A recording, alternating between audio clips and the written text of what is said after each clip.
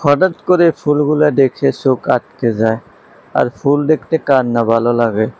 আর এমন সৌন্দর্য ফুল দেখে তো আমি অবাক।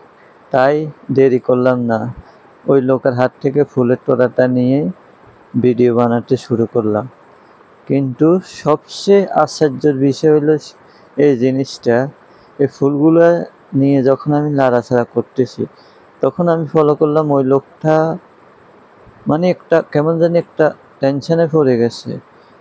সে কখন আমার হাত থেকে ফুলের তোড়া নিবে। তখন আমি ভাবলাম হঠাৎ ওই লোকটা এমন করে কেন?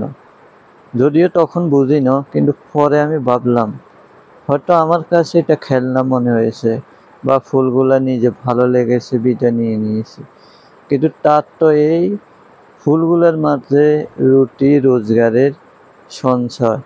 সে ফুলগুলা নিয়ে হাঁটবে বা বিভিন্ন স্কুলের মাঠে বা মেলাতে যাবে, হয়তো এগুলা বেচবে, 2 পয়সা পাবে।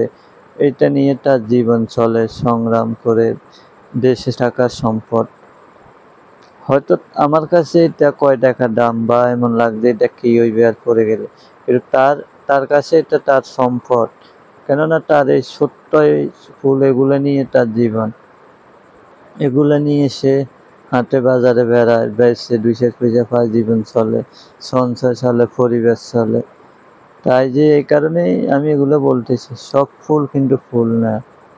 কাগজের ফুলেও অনেক সময় লুকিয়ে থাকে হাজার স্বপ্ন, হাজারো না বলা কথা। আমি যখন ফুলের তোড়াটা ঘুরাইতেছিলাম, তখন মনে হচ্ছে যে আমি শুধু ফুলের তোড়া ঘুরাচ্ছি না, ওর স্বপ্নটাকেও ঘুরাইতেছি।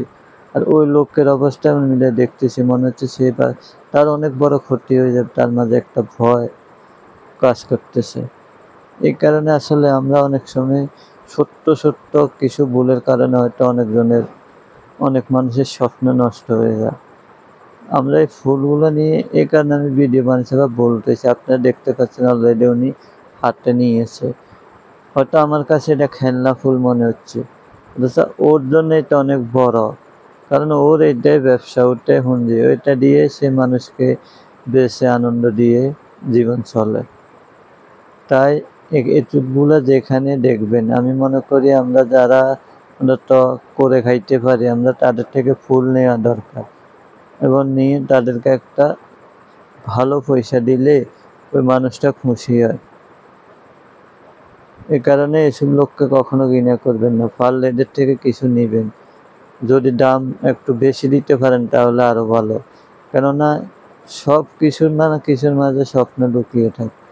হয়তো আপনার আমার মাঝে এটা একটা খেলনার ফুল মনে হলো, এটা তার বেঁচে থাকার সম্পদ।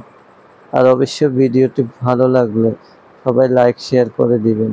আর কোনো মতামত থাকলে অবশ্যই বলবেন। আল্লাহ হাফেজ, সবাই ভালো থাকবেন।